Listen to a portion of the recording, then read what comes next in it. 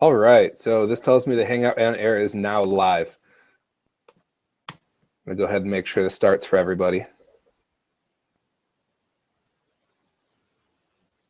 All right, so this tells me the Hangout on Air is now live. Okay, it started for me. I heard you twice. Yeah, I heard that too.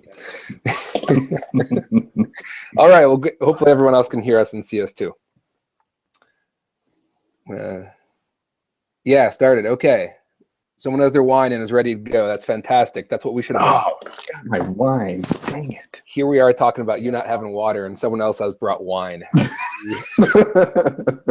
They're invited to the planning next time. That's for sure. All right. So for those of you that don't know us, I'm Richie, one of the co-founders of Marmalade. Sitting across from me here on the other side of town is Gordon. Introduce yourself, Gordon. I'm the other co-founder of Marmalade. Fantastic. And we have a nice webinar lined up for you. We're so glad that we could put something together for the group Flourish. This is something we put together special. We'd been talking to Danny and Sarah for several months now. And you know how that goes with the seasonal ups and downs and all the different trends. So just connecting's taken us a little while, and we wanted to make sure we put something together with special. And that is tonight. So I'm going to cut over to the title slide here. So bear with me while I share my screen. All right. All right, so we have 4 big topics we want to cover. Why tools meant for Google aren't what's best for Etsy. A strategy for organizing your listings into highly targeted groups. The November search update and how you can make it work for you. And how to jump on seasonal trends. We're going to go through this in a slightly different order, though. So I'm going to start out with why tools meant for Google aren't best for Etsy. And then Gordon's going to jump into the November search update. I'm going to jump into the strategy for organizing your listings. Gordon's going to jump onto seasonal trends. And then at the very end, we're going to share something special, again, that's just for Flourish. We are?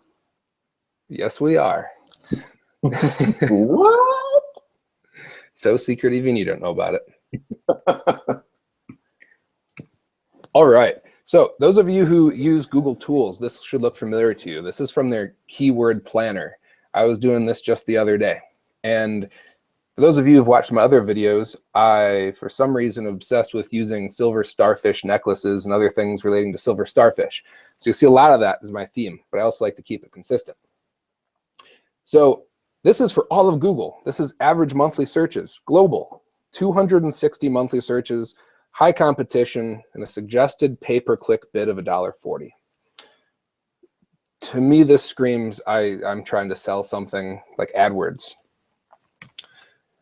So then I took these numbers and I took Etsy numbers from Marmalade and I went and graphed because I want to see, is it meaningful if something is popular on Google, a lot of people search for it, is that going to help me get Etsy views? So I went through a bunch of keywords, ones that I'm actually finding that people are ranking for highly on Etsy and that others are using Marmalade to search for. So these aren't just crazy keywords I'm coming up with. And I graphed it, and I'm looking for a trend here. What we should see is kind of a grouping and a trend that kind of goes up and to the right. Unfortunately, we don't see that right here. Well, maybe it's not too unfortunate because we do have a tool that's for Etsy SEO. And if there was a correlation, we might be in a little bit of trouble. Fortunately, there's not. Next slide. All right, so here we have the numbers I actually mapped out. And I'm not going to go into a whole math thing about correlation coefficient, R-square, and stuff like that. But basically what these numbers are telling me is there's not a direct connection between something being popular on Google, so getting a lot of views or a lot of searches, and getting a lot of views on Etsy. Uh-oh. They can't see the slides. It's stuck on Gordon's face. Oh, I'm so sorry for you guys. The slides have been great. Are you seeing the slides, Gordon? You might need to click on yourself or something like that to force you being the presenter. But you can see them? I can see them. Uh-oh. All right, guys, really sorry here. Thanks for letting us know, though. Yeah, that was good. Gordon, you gotta stay on the Slack messenger. I'm glad I checked that. All right, well, I present, you look at Slack. Sound good? Sounds good. Excellent, thank you. I enjoyed the slides, though. Slides were great. All right.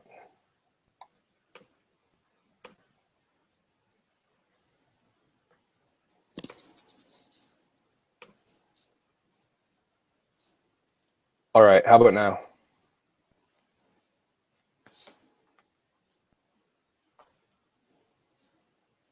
All right, I'm gonna assume we're good. Gordon, looks good on your side? Yes. Excellent. All right, take two. Okay, so for those of you who are familiar with Google Keyword Planner, this is a screenshot from a couple days ago when I was running some searches for silver starfish necklace. Here you can see from left to right. Well, maybe I'll just explain a little bit more about what this actually is. So it's the last 12 months of average monthly searches, and these are global searches on Google. So on average, there are 260 searches per month for keyword silver starfish necklace in all of Google's interwebs. The competition is high, and they suggest a bid because they want to sell you ads of $1.40 per click. Okay, so armed with this information, my next logical step was to see if this is actually going to be useful for those selling on Etsy. And keep in mind, this is the same type of process that Gordon and I came up with when we were looking to sell those coasters on Etsy and ended up coming up with Marmalade as a result of it. So then I take the Google numbers and I take Etsy numbers. So I take Google searches per month, and then I take Etsy views per week for each listing, or on average for the listing for the top 100. And if these are a good match, if success on Google is equal to success on Etsy, I should see a nice grouping here. There should be somewhat of a logical flow. So the more the views there are on Etsy, the more searches there are on Google, and there should be a nice, what's called like a line of best fit. And I'm going to try to avoid any sort of like math term. So if I sound like I'm reaching for something, it's because I'm trying to not use anything you'd like hear in a classroom. So what you would see though is a line, and all the dots would be kind of clustering around them, and I would say, look at that, you've got great fit. Success on Google equals success on Etsy. I didn't see that. And this is probably a better depiction of that than the next slide, but here's the next slide. So I took a whole bunch of these keywords that are really popular on Marmalade and popular on Etsy, and I compared them Google to Etsy, and then I had to run some math on it. And a correlation coefficient is basically how well do these dots fit putting a line through them. Turns out not so well. R square is another measurement where kind of explains, it's trying to explain how much of the correlation is explained by the numbers we have here. Again, it's not very good. It's pretty low. Overall, it just means that what works on Google doesn't really connect with what works on Etsy, either one. So something that just tanks on Google can work really well on Etsy. And actually, you can see here, even without math, you can just kind of see, if you look down it, you can see that's the case with a lot of these. They're just ones that make you scratch your head and you're like, wait, wait a minute. Only 90 people on average per month search for Mama Bear t-shirt on Google, yet it actually does pretty well on Etsy. All right, so a lot of times people wonder why. Why is that? They're both search engines. Well, they do have different goals. Obviously, on the top left, we have Etsy. So you put in silver starfish necklace and look what you get. You get pictures. The titles are really just kind of a second thought at that point. I'm going to look at them, kind of see, make sure they're look reasonable and not completely spammy, and have a price. But it's really about the picture at this point. Google, on the other hand, same search. I get bling jewelry, Walmart, Amazon, eBay, Kohl's, but not a single photo. Over on the right, if you don't have an ad blocker, and I do, so I haven't seen ads on the right in a couple of years now, you'll see a couple pictures, but actually none of them were Etsy. There were a couple pictures of what was it? It wasn't, maybe it was Kohl's and like JB Robinson. All right, so what do you use? Spoiler alert, I'm going to tell you to use Marmalade. All right, and I'm going to address this right up front. So number one thing we hear, but you don't have number of searches for Etsy. That's right, we don't. And that's okay. We deal with what Etsy releases to us, and Etsy does not release number of searches. Sometimes people say, well, why can't you take number of searches from Google? And I just showed you why that doesn't really work. Yes, we could do that. We could show you that, but it wouldn't really be honest. But we think we have something better here. We think we have engagement. So searches turn into views. Views turn into favorites. I like to think of favorites as engagement. Someone views it, they like it, they add it to their favorites, they come back, they buy it.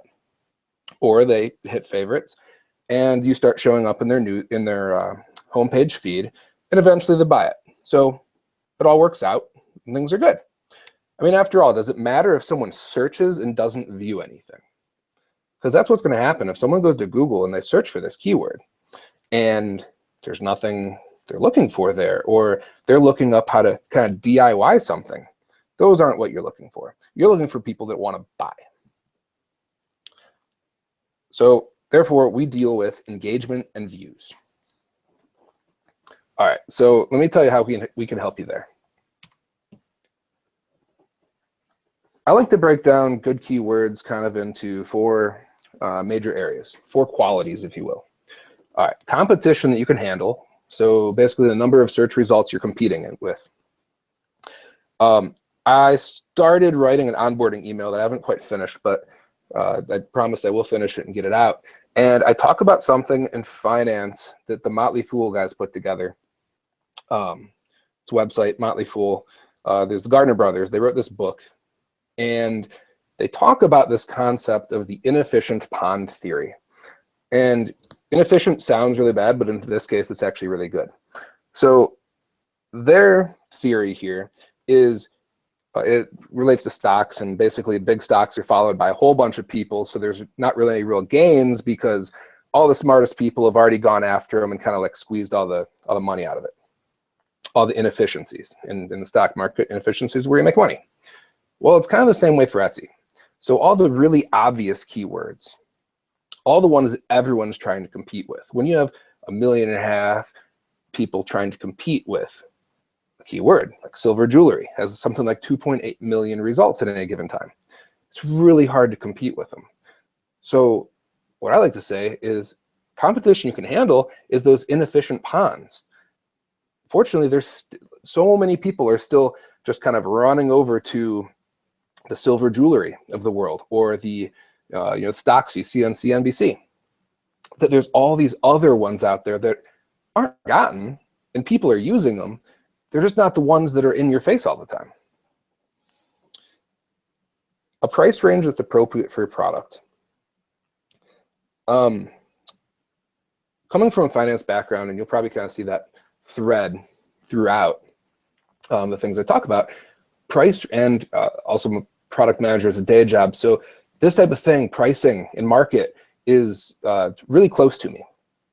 So I'm really passionate about being in a price range that's appropriate for your product. Don't go into a market where you are way underpriced unless you're going for the low cost competitor type of positioning. And don't go out there and be way overpriced just because it takes you more time or because you don't buy your materials as cheap if you're not the high cost competitor, that premium product, the Mercedes or Lexus. So price range is appropriate. You want to fit in the right way. Good traffic. Well, there's no point in having low competition and the right price if no one's going to come and see your listings. So make sure you have the good traffic. So the tool I'm going to show you in just a minute, we have average views per week and average favorites per week. It's going to be really easy to compare those across the board. Also, top tags and items that are appropriate for your product. So again, you want to stand out, but you want to stand out in the right way. So if you are looking, if you're in selling something beach jewelry wise, you want to make sure that the top tags and the top products in there actually fit what you're selling. Because if someone's showing up to a keyword and they go there and everyone else kind of fits in and it goes along with the same style, and here you are kind of the odd one at the party, you're probably not going to get a lot of sales from it, and your time would be better off spent with another keyword. So from there, I bring you into the tool. All right, so this is our keyword comparison tool, and it's built to show all of those 4 qualities of a good keyword and help you identify which ones. It lets you compare 4 at a time, because when you're doing keyword ideation and brainstorming, you're going to start with a lot of keywords. And the idea is to find just the very best. So I organize this from left to right, most competitive to least competitive. Here we have over 50,000 results. The real number is 2.8 million, but over 50,000, it's kind of like that's a lot anyway. Kind of in the Olympics at that point. Starfish jewelry, silver starfish necklace. So here you want to kind of compare things out, like how much competition and how many favorites per week and views per week am I going to get from these. If those are good, you're going to want to look at the pricing and make sure you fit with that. Also, we have top tags and top items right below the top tags. We'll drill into those.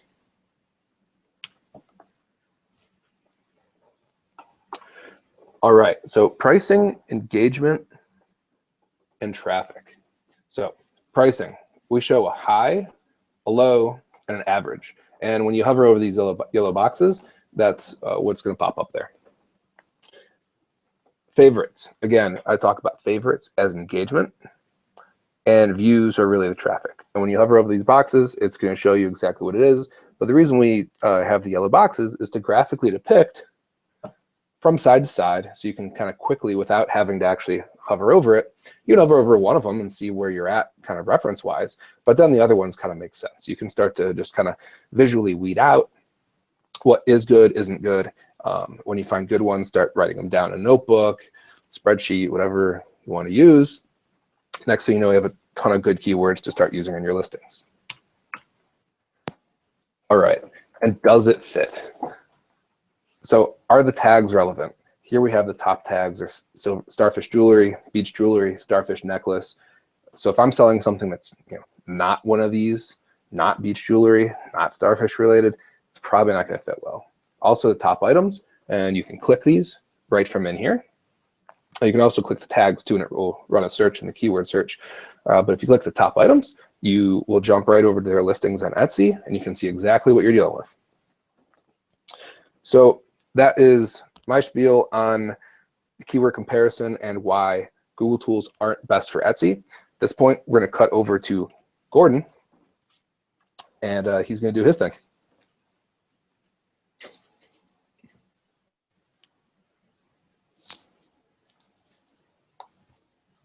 All right, so I'm going to talk a little bit about the November search update. There's been a lot of talk about this.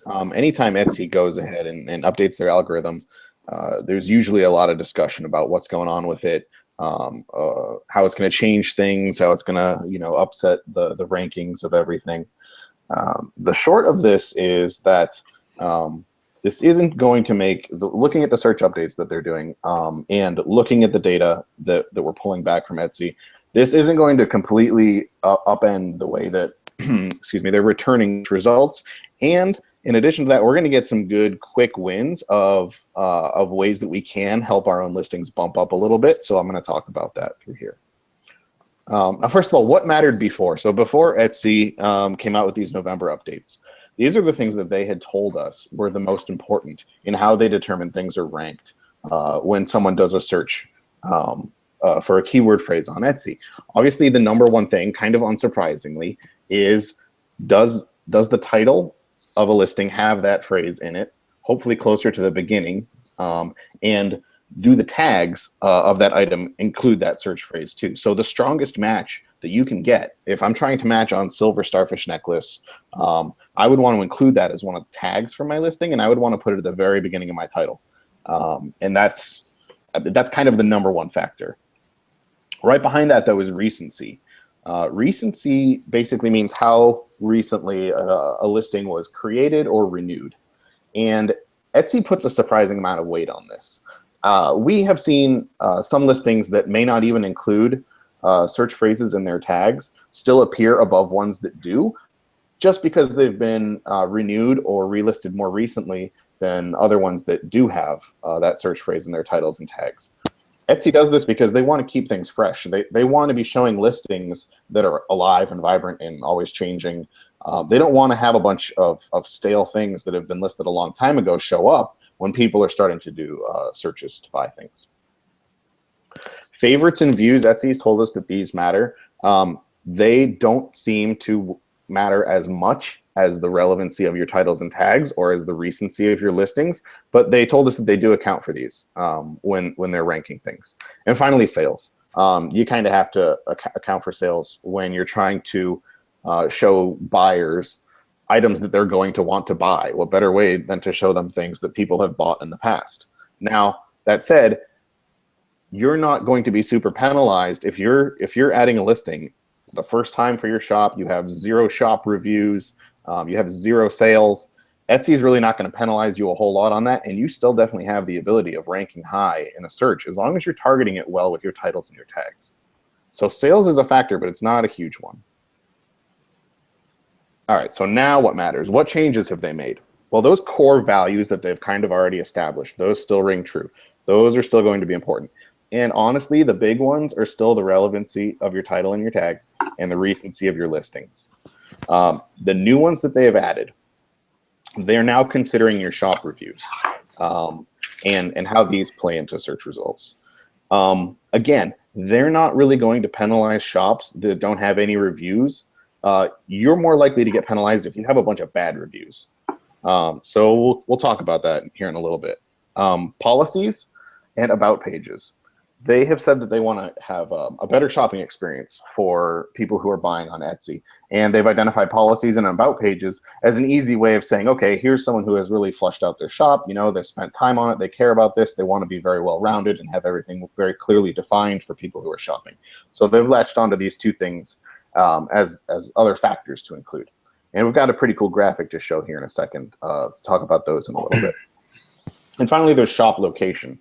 So Etsy has started to give preference to items that are sold from shops in your region.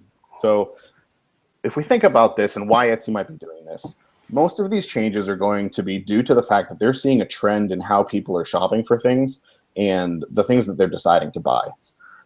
They've probably seen that, hey, guess what? Lots of our UK shoppers aren't buying stuff from US stores. They're buying stuff from UK stores. So let's feed them those things up at the top of their listings.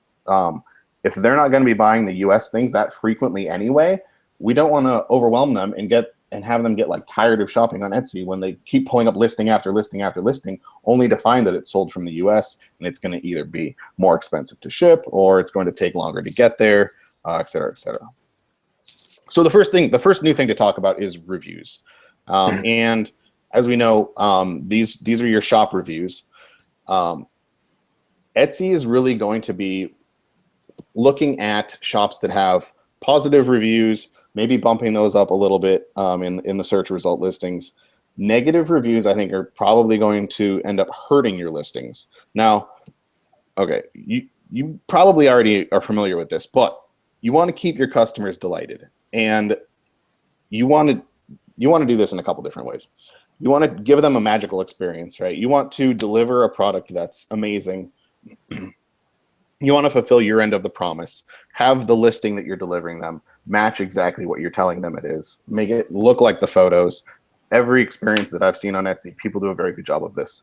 People go above and beyond with their packaging too to deliver a little bit of delight that way. Another thing that's going to help you in this area is keeping communication. So the sales cycle in Etsy is often a little bit longer than, say, you know, someone might have going to the store at Walmart or buying something on Amazon, where it's kind of an instant transaction, maybe 2-day turnaround if you're using Amazon Prime. So there's going to be a little bit of time in there, keeping lines of communication open with people who are buying from you and explaining where things are at. You know, I've started working on your order. If I have any questions, get back to me. that's going to go a long way in delivering a positive experience to someone. Now, the last thing that you're going to want to do is you're going to want to solicit feedback from them. And this is positive or negative. Reach out to them and give them a chance to give you positive or negative feedback, things that they liked about buying from you, things that maybe they had wished had gone better. If they're giving you negative feedback, this is a perfect opportunity to kind of take that, act on it, change how you're operating, maybe offer them something to kind of appease them a little bit more in that area. But if they're giving you positive feedback, go ahead and suggest that they leave you a review and tell them how much that helps you in your shop. Don't be afraid to solicit for feedback. All right, so the next thing is shop location. And if you are a shop based in the US, your sales are probably going to look something like this if you were to graph them out on a global map. The majority of your sales are going to go to US locations, maybe a couple off in other parts of the world. But for the most part, they're going to be very concentrated. And this is just a natural thing. People want to buy things that are closer to them. They're going to be more inclined to support local artists, local craftsmen, and want to really buy things that are nearer to them. I don't think this is really going to impact sales. It might impact views. You might have gotten way more views from people in other countries before, but they're probably not as likely to buy from you as people in your own area. So this is going to have a bigger impact on possibly views and favorites, but it's not really going to impact sales that much. Etsy has seen that people are more likely to buy things in their area, and so that's why they're reordering their rankings a little bit to pull those things to the top. It's not going to have as much of an impact on sales, I don't think, as views and favorites. Policies. All right, so this is the cool one, I think. What we're looking at here is a ranking of the top 48 listings that I did for a search. And my go-to search, Richie uses Silver Starfish Necklace. I always use boho headband. I don't know why I latched onto that one, but I did. So this is showing the top 48 listings for boho headband. And we have graded each listing in these different categories of title, age, or recency, tags, views, favorites, and policies, okay? So the darker green, the better. Darker green in title means it's in the title, it's closer to the front of the title. Age shows us how recently that listing has been renewed. And again, you see a lot of the dark green has bubbled to the top there. That the recency really is an important factor with Etsy. Tags shows us whether or not that phrase exists in the tags. You can see here, even on the first page, we have a handful of things where the phrase that I searched for, boho headband, doesn't even exist in the tags. But because of the other factors, namely title and recency, those things have been able to kind of pull up higher. Then we've got views, favorites, and policies. If we look at this picture overall, it's easy to see that at the top, we've got a lot more dark green that kind of groups up there to the top. At the bottom is when you start getting into the light green, where things don't match well and they don't include certain things. This is kind of just a good visual indicator of how Etsy's really pulling these higher scoring things to the top and the ones that don't include them to the bottom. Now, the really interesting thing here is in the policies section. Dark green in this column means that shops have filled out every single one of their policies. This is kind of barren. I was honestly a little bit surprised when I saw this, because in my experiences when I've been looking on Etsy, a lot of people do fill out their policies. There's a lot of information out there. I haven't run into that many people that haven't filled these things out. But looking at this, these top 48 results that are returned by Etsy when I did a search for boho headband, the majority of sellers haven't filled out all of their policies on their accounts. This is a really easy and quick way to fill out your policies and kind of get a quick win. Get the little bump that you're going to get in search rankings by just simply filling out your policies. So your policies that you have available, if you're not already familiar with the ones that you can fill out for Etsy, there's a welcome policy, a payment policy, a shipping policy, a refund policy. There's a space for additional policies where you can fill in your own ones, and then any kind of seller information about yourself, maybe your shop location, things like that. Where to start with these things, right? A good place to start with policies is looking at what other people on Etsy are doing. And I would suggest, if you want to find other people who have solid policies put together, look at some of the emails that Etsy sends out with the featured items that they include. Look at the highlighted listings that they have on their homepage when you first log in, because those things are curated. There are actually people at Etsy that go out and find these things and then decide these are the things we want to highlight and we want to feature. Chances are they're going to be pulling listings whose shops are really, they've really got things down pat. They've got their policies filled out. They have a good track record of fulfilling orders. They have good reviews. And that's a really good place to start. Don't be afraid of reading through someone else's policy and kind of taking it and making it your own, right? I wouldn't like copy and paste it verbatim, but use it as a starting point, right? Because if you're just going to sit down and try to write these things out on your own, at least I would feel very overwhelmed and not be sure that I'm getting everything. But if I can go out and find 3 other ones that people have written and kind of compare them and take the bits that I like, make them my own a little bit, it's really not going to take that long to go through and fill those out. All right, so why is Etsy making all these changes? Etsy, at the end of the day, wants people to buy things, and they want people to have a good shopping experience. And that's where all of their algorithm tweaks to their search really come about. They're noticing trends in how people are shopping and how people are buying things, the things that they're looking for, the things that shops are doing that people match up with, and they end up purchasing those items. And then they'll tweak their algorithm to kind of match those and kind of help those along. They're not going to go in and make a bunch of really drastic changes to their algorithm without kind of testing things, because they don't want to upend the way that business has been flowing for them. They want to kind of help things along. So they're going to start with little tweaks, and they're going to kind of play with the balance of how important these individual factors are. But at the end of the day, all their changes that they're making are really geared towards getting people into the site, getting people to Etsy, showing them quality listings, and getting them to buy those listings, because that's how Etsy makes money. And they know that's how you guys make money, and that's what they want. I mean, that's kind of the goal of the whole thing. So don't feel like you need to find these clever ways around the new algorithm tweaks and things like that. Etsy's on your side. I mean, they want you guys to have sales. They want to deliver a great buying experience to people. They want to pull people away from other sites where they could be doing their shopping. There's other handmade sites out there where people could be buying things, and Etsy wants to be the one that people go to. And so all of their changes and their tweaks that they make are really trying to make them the market leader. Back to Richie. Oh, very nice. I don't have a face photo, but you guys have a face. I do what I can. I have so many photos of you, I lose track. All right. Now I'm really nervous that it's not showing. Oh. All right.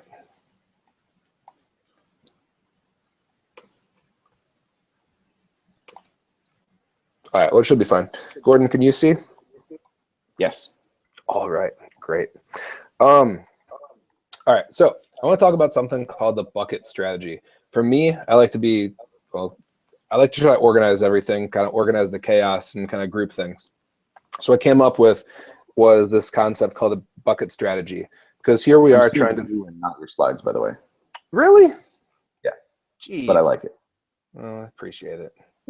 You're going to have to do all the video editing in YouTube.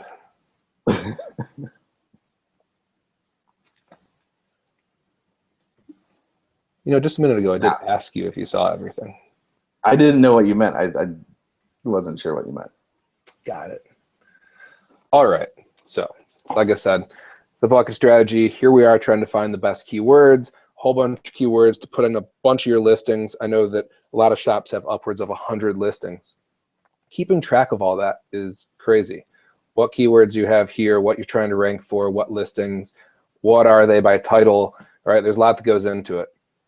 So I started coming up with this strategy to group them all together into kind of highly targeted groups. And I called it the bucket strategy just to kind of form a visual like the one you're seeing right here. All right, why buckets?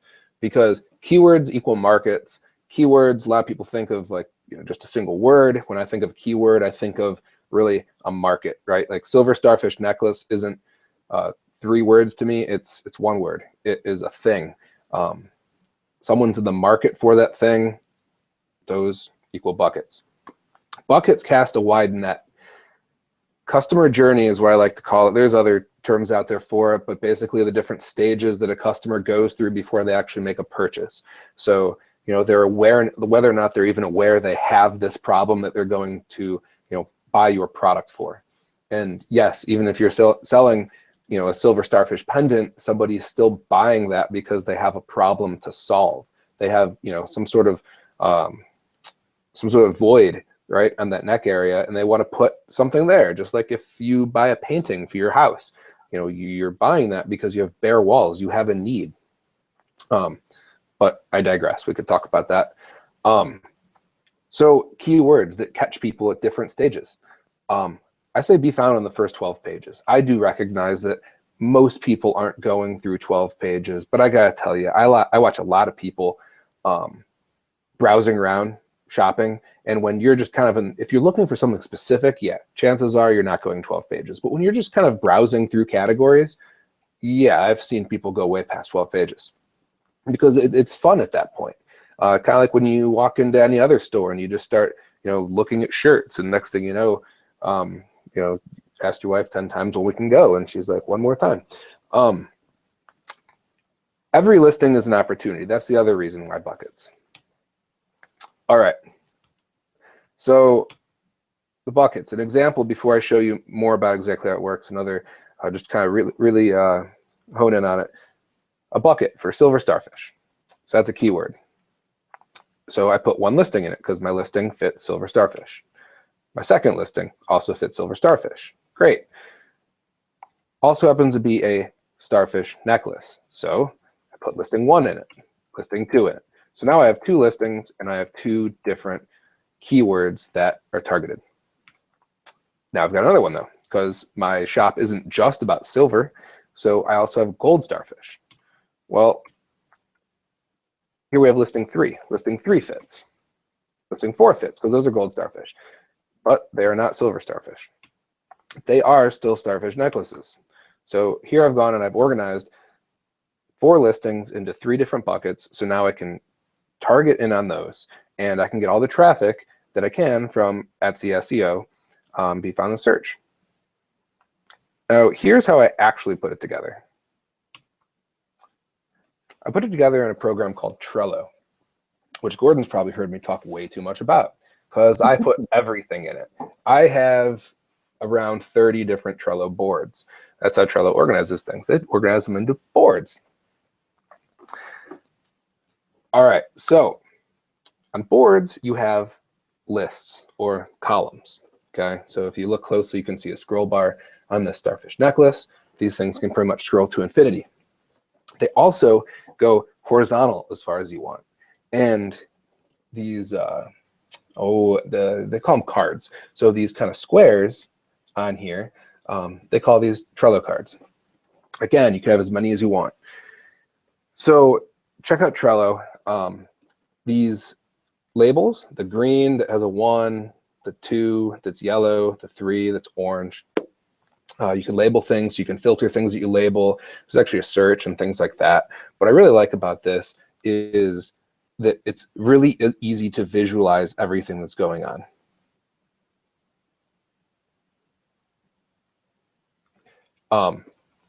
So we have in the top, starfish necklace, silver starfish necklace, starfish jewelry.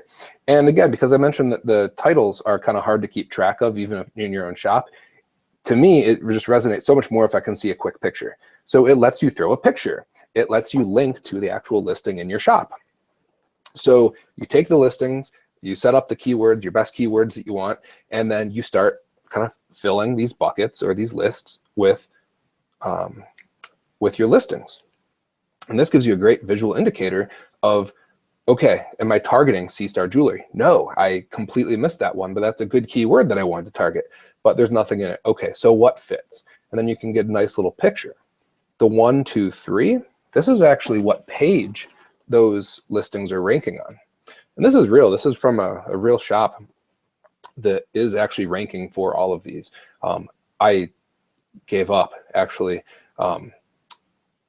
Starfish necklace, I put a whole bunch of cards in there, and then I kind of got less as I moved over, but she actually is ranking for a lot of these keywords with several listings. So she has them on several pages. She's on the first 12 pages, I believe, for Starfish Necklace, which is fantastic. So I've pitched this to a couple people. Honestly, some thought it was a little bit overkill and prefer pen and paper. I think that's perfectly fine. I get it. Sometimes I want to use pen and paper too. But also, you could do this on like a whiteboard. You could do this with Post-it notes. I don't want you to be turned off by the idea of, you know, using a digital tool like this to do it. You can basically do it any way you want. You could probably come up with a better way than I could to actually organize it for you. But I did want to point this out because I think that's part of the chaos that people get lost in, is the actual organization of the listings and the keywords. And it's enough to just kind of, you know, make you want to throw your hands up. So hopefully this is helpful. And actually, we're going to go back to Gordon. I was just throwing my hands up. I couldn't see you. Man, now I really wish I could grab that picture of you and put that up there. Yeah, you would. All right, let's see what do we got here. All right. I am going to talk a little bit about seasonal trends and how to keep up on those using Marmalade. So what we're looking at here, Marmalade has the ability for you to set up to 4 separate keywords that you can track over time. And this is an example of tracking the term fall arrangement starting in like roughly around September 1st, all the way through mid-December. And you can see here, every single day, Marmalade will go out there and do this search, pull back these numbers, and graph them for you. And as you come back into Marmalade, you can watch this, you know, your graph is going to change and grow over time as this happens. And we can see here that, kind of unsurprisingly, in the fall months, this search term really picked up as far as how many listings incorporated this. Now, it shows number of results, and that doesn't necessarily mean that there are more listings that people are adding that include this term. It's just that this term has been added to listings within Etsy. So if you're selling a fall arrangement of sorts and you want to be on top of, you know, when does this really start to pick up here? When do listings really start to incorporate this tag? When do I need to get myself in there so that I'm part of that curve too? This is a really great way of doing that. You put your term in there and you use keyword tracking inside of Marmalade to keep an eye on how that keyword's progressing over time. The second chart here is average views per week, and the third one is average favorites per week. And as Richie talked about before, we use those two factors as a really good indicator of buyer engagement. Obviously, you're going to get more views on something before people make a purchase, and a favorite is a nice compliment, a great way of seeing things that people want to keep track of. They want to come back to it. Maybe they're not ready to make the purchase right now. Maybe they want to share it with a friend who they know is looking for something, but that's another great indicator that buyers are, or shoppers even, are engaging with your listings. And so the surprising thing we can kind of see here is that over time, engagement seems to have increased. And, you know, we've got this beautiful curve of how many results are incorporating this term, but the engagement doesn't have that same curve. Engagement is still going up.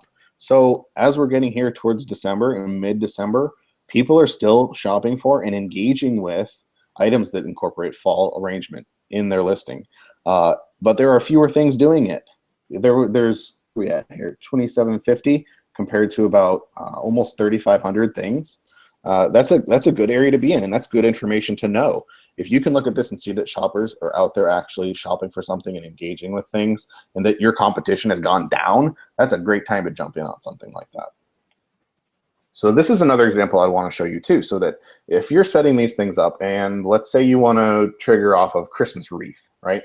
I'm going to go ahead and add this as one of my keywords starting around the beginning of October. And unsurprisingly, it starts to skyrocket, right? As we're getting into the Christmas season, more people are going to be looking for something like this. However, there's an interesting thing that happens here right before the end of October is it totally plateaus. And that plateau is at right around 50,000 results, because that is the maximum number of results Etsy returns to us inside of Marmalade. That's the most we have access to. So this is showing me that I need to find a new search term. There's much more data over that. This line, I'm sure, is actually going above that. But because of the way that Etsy is returning the result information to us, I can't see that. I'm blind to all that information. So if you add a search term and you start seeing this happen where it's peaking out, or maybe it's even started past 50,000 results, it's telling you that that's too generic of a search term. It's returning too many results. You're going to want to retarget this and come up with another way of phrasing this. Maybe holiday wreath, or Christmas evergreen wreath, or Christmas holly wreath, something like that. That gets more specific, but still allows you to follow those tracks and those trends. Here we go, holiday wreath. Another example here. This would be an easy way of setting up a search for something like this in the beginning of October, and seeing where these things really start to pick up here going into the holiday season. This is interesting, and it's showing me that there's not like any one time where it totally spikes and things just kind of go out of control. It's just a nice gradual, slow incline here. But having this information the following year, or even that year, if I'm on top of things, I can get my listings set up ahead of time so that I'm in that grouping of things as people start engaging with things. Looking at the average views per week and average favorites per week, I can see engagement is kind of gone up a little bit from the beginning of October to November, but starting, beginning mid-November, it really starts to pick up there. We're getting a lot more views, average views per week and average favorites per week. So if I've already got my listings tagged with holiday wreath before that happens, I'm going to be in a really great spot because I'm going to be showing up for those people who are there to engage. Another interesting thing, I've included another graph here that we show inside of Marmalade that shows shops competing. And in this situation where the results are going up here for holiday wreath, I'm starting just about 33,000 probably, and then increasing up to about 50,000. The shops that are competing in this space has actually gone down, not significantly, right? I mean, we're talking like, what was that, 15 shops less? I would expect that around the holiday time, there's going to be more shops in this space and more people are going to want to be getting into this. But what this is showing me that there's almost actually less competition, because I know how Etsy does the declumping where they only show so many shops per each page of search results. This is telling me that I'm going to have a much better shot at competing in a market like this, especially as the number of shops competing is going down and the engagement and the number of results incorporated in that is going up. So that's a little bit about keyword tracking and how you can make that work for you. Throw in some of those different holiday ideas, whether it's, you want to get on top of St. Patrick's Day, Valentine's Day, obviously Christmas, a little late for that now though. All these things you can kind of throw in there and keep an eye on those and see how they trend over time. Back to Richie. All right, thank you. Okay, so that wraps up the 4 points. So now it's time for the very special Flourish only members surprise, I guess we'll say. All right. Share screen. Make sure that works. All right, everyone gets a Gordon Christmas card. Merry Christmas. No. No, that's not it. You guys would all leave. All right. I would say. All right, so what it actually is there's a special Flourish member discount now. This is brand new. I said we've been working with Danny and Sarah for some months now, and they've asked us really, really, really, really nicely to provide their Flourish members a special discount to Marmalade. So you actually get 30% off of the monthly fee for Marmalade. You have to use this link. So again, marmalade.com/m/flourish.html. The HTML is in fact important. If you ever want to reach us, success@marmalade.com is a great way to reach us because that's kind of a shared inbox, so you'll get the fastest response.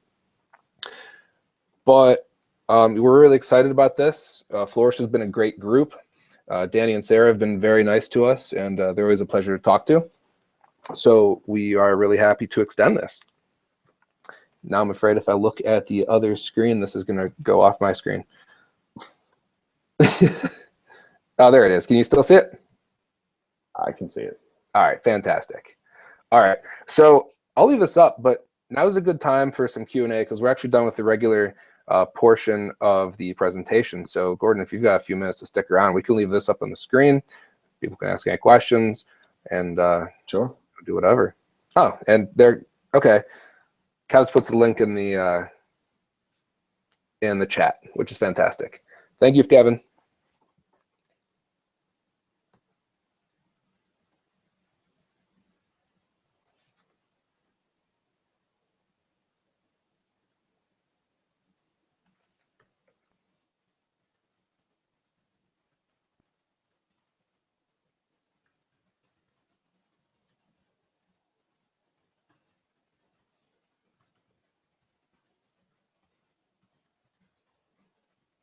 I feel like we should be singing Christmas carols or something. I feel that way.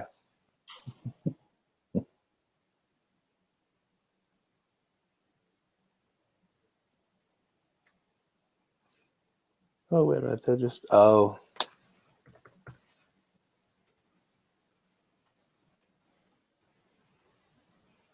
I know, now I realize it's hard to both talk and type at the same time. I'm kind of like reading through here real quick and seeing if there's anything I should respond to. All right, so if you're a Flourish member and you're on the Entrepreneur Plan right now, email us and we'll get that code applied for you. If you are currently a dabbler, you can use the links. When you go to this landing page, this Flourish landing page, there's the option to create a new account, right? If you don't have a dabbler account or anything like that, create a new account. The discount will be applied when you sign up for the Entrepreneur Plan. If you do currently have dabbler account, there's also a login link. When you log in from that page, the Flourish discount will be applied and you can upgrade with the discount. But again, if you're already an entrepreneur, just go ahead and email us and we'll get the discount applied to you.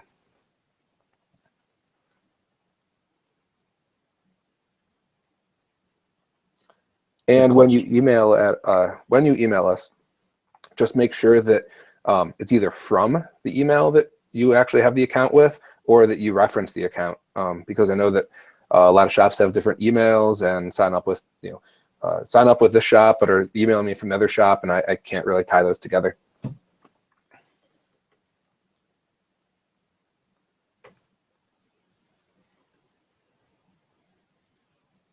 Whoa. Yeah, you can't share a screen within a screen. I just realized I was still sharing that.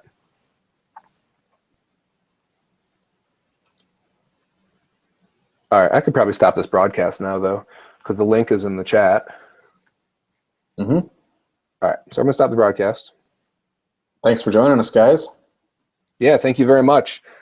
Tried to keep it short and sweet, so hopefully it was good and actionable. As someone that's attended some very long webinars in the past, I've come to appreciate kind of, short, get to the point, tell me what you're doing, and let's get on with it. So thank you very much.